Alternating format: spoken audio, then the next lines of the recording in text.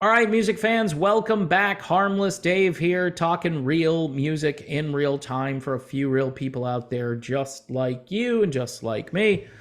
All right, so I don't have a product to show off here. I want to complain a little bit again about the the overnight collapse of this channel. Every night I wake up, sometimes in the middle of the night, because I'm just freaked out by this.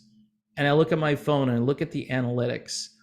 And overall, across 3,500 videos that I've posted, you would think some of those videos would continue to generate interest. And as you put out more videos, that would help you.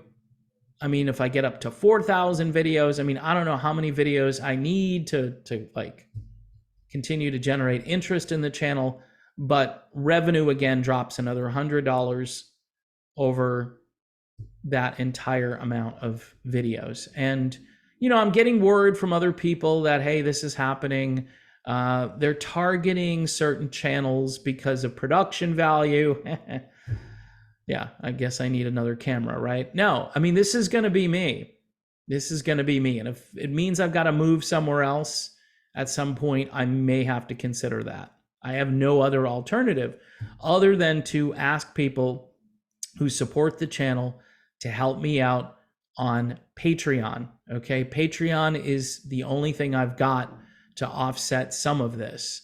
And I know there are 1,000 other worthy causes out there to support. But if you can spare $1 a month, I have 67,200 and something subscribers.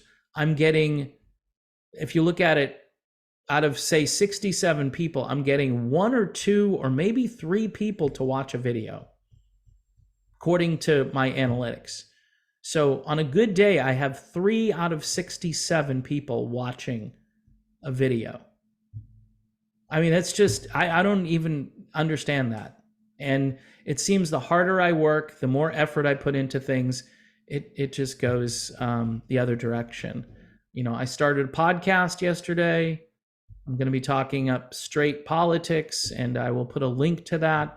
The name of the podcast is Make America Good Again.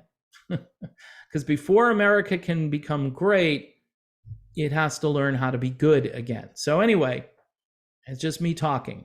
I'm not going to do a big visual presentation. I'm just like me, and there are thousands of podcasts out there. Maybe people will be interested in it. Maybe they won't be. I'll put a link in the description so you can subscribe. All right. Okay. Now, all that said, that's why I didn't showcase an album. I'm going to be talking about the Jeff Beck tribute concert. And yeah, there was a Jeff Beck tribute concert last night. The media here in the United States, remember what they did for Taylor Hawkins? The Taylor Hawkins coverage was wall-to-wall, tribute concert over there, tribute concert over here. And yeah, they're going to have 2 concerts, I believe, but in the same location. Maybe this is just a British thing, right? You got Jeff Beck and Eric Clapton, or it could be more Eric Clapton bias. You know, that's when my radar goes off. Oh, it's organized by Clapton? Oh, okay. Well, I guess it'll be okay, but you know, we don't want to support. I mean, nobody has ever apologized to Eric Clapton about how they treated him. That nobody. I mean, and he was right and they were wrong. They were 100% wrong. They can tell me all day long that, we were just following orders. The Germans were following orders too, right? Everybody, that's a horrible comparison. How dare you? Really? Really? Anyway, when anyone says that they're just following orders, to me, unless you're in the military and you're given a directive, which, I don't know, seems like an order that should be given, and you process it, and this is who you work for, and if you don't, you'll be court-martialed. I guess in every business, though, now it's kind of like, if you don't do this, you could get fired, and that's what was happening 2 or 3 years ago, right? If you didn't go and get this test or go to CVS, you're going to get fired. Well, you know, Eric Clapton went to CVS twice. All right. I keep emphasizing this because the perception out there, thanks to the media, is that Eric Clapton refused to do this. Eric Clapton, I saw people online saying, Eric Clapton, get with the program and just do this. I'm like, you understand he did do it twice, right? You understand that. And then something happened after the second one. Now, again, you can even link this to a conspiracy theory about Jeff Beck. Here's what the article says here. It says, Jeff Beck was honored Monday by many of his musical peers and acolytes at the first of two tribute concerts at London's Royal Albert Hall. The pair of shows were announced on March 10th by his wife Sandra Beck and Eric Clapton. Even this article, and Eric Clapton.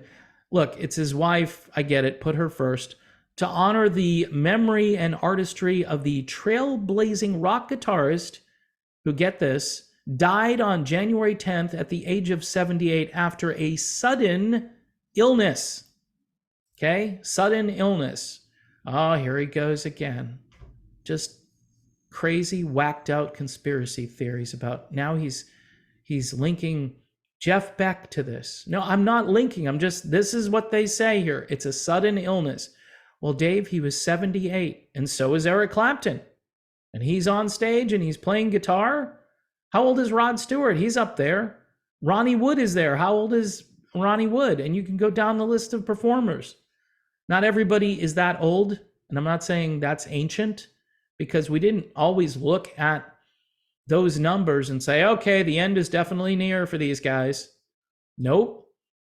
Anyway, it goes on here. The first of two shows featuring significant wattage in its all-star lineup with Rod Stewart, Ronnie Wood, Billy Gibbons, and Johnny Depp, who toured with Beck back in 2022 during the Legends' final tour, which again raises some questions about, this sudden illness while he was touring, kind of right to the end.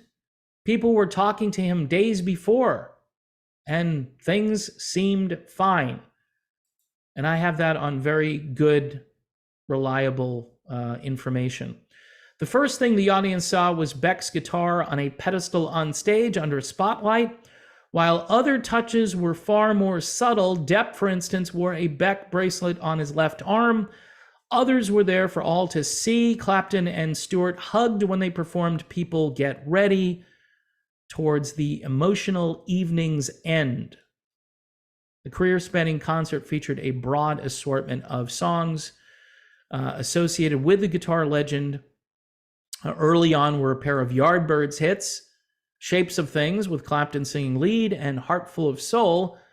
Clapton then welcomed Derek Trucks and soon after Susan Tedeschi to the stage. So that's pretty cool. You had the Tedeschi Trucks band in the house, kind of. These are all great musicians, and it's good that they recruited some high quality, high octane talent for this event. You compare this though to like the Taylor Hawkins hype and hoopla, it's actually much more low key, and maybe that's the way everybody wants it.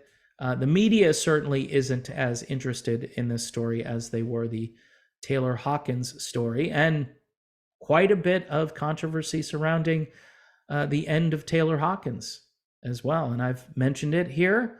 Nobody seems to care. A couple of people reached out to me privately and said, oh, there's definitely, they're using the opioids and the marijuana. They're using that as a scapegoat.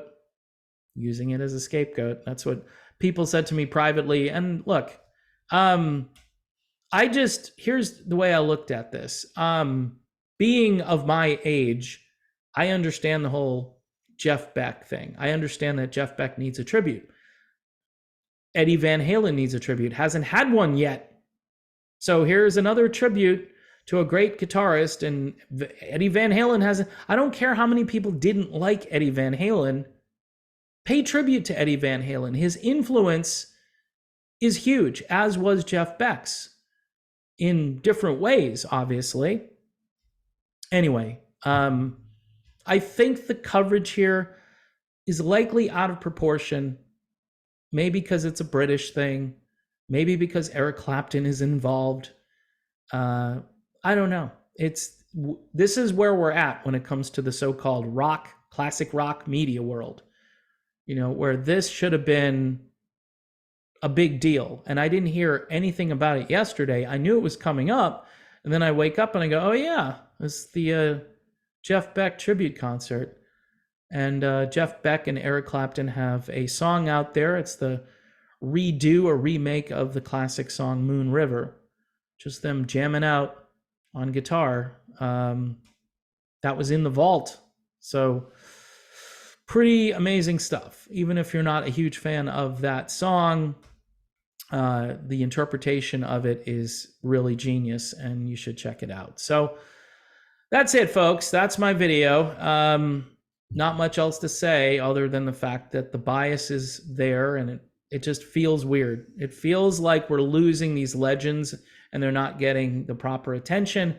But when somebody in the middle of the spectrum who's loved by a group of people, they lose their life for one reason or another, that goes on for days and days and days. And I guess it's because, there's a lot of people who aren't here anymore to pay tribute to Jeff Beck. And I think that's part of it. A lot of people who were listening to Jeff Beck were either his age, maybe even a bit older. And, some of us a lot younger too, though. I mean, you can still love Jeff Beck at any age. Jeff was a more subdued person. He wasn't flamboyant as far as his personality, and he wasn't grandstanding all the time and talking about how great he was or anything like that. He was fairly private, and he was also way off the beaten track musically. But that's what made him so good, because it was just his raw talent which attracted people. It wasn't the fact that he had all these songs on the radio, because that wasn't Jeff Beck. But anyway, our thoughts and prayers obviously still go out to his wife and family, who, again, this only happened back in January. And even though, it's a fitting way to pay tribute to Jeff Beck, it must be difficult for the family knowing that Jeff should be up there on stage just jamming out with these guys instead of not being here. Anyway, folks, one more time, if you can help out the channel, Patreon. Also, don't forget to check out Modern Retro Radio. Really cool station that I found. And they play great music all day long, 24 hours a day, 7 days a week, programmed by people who care about music. So check out Modern Retro Radio. I don't think you'll be disappointed. All right, people. Thanks. See you soon.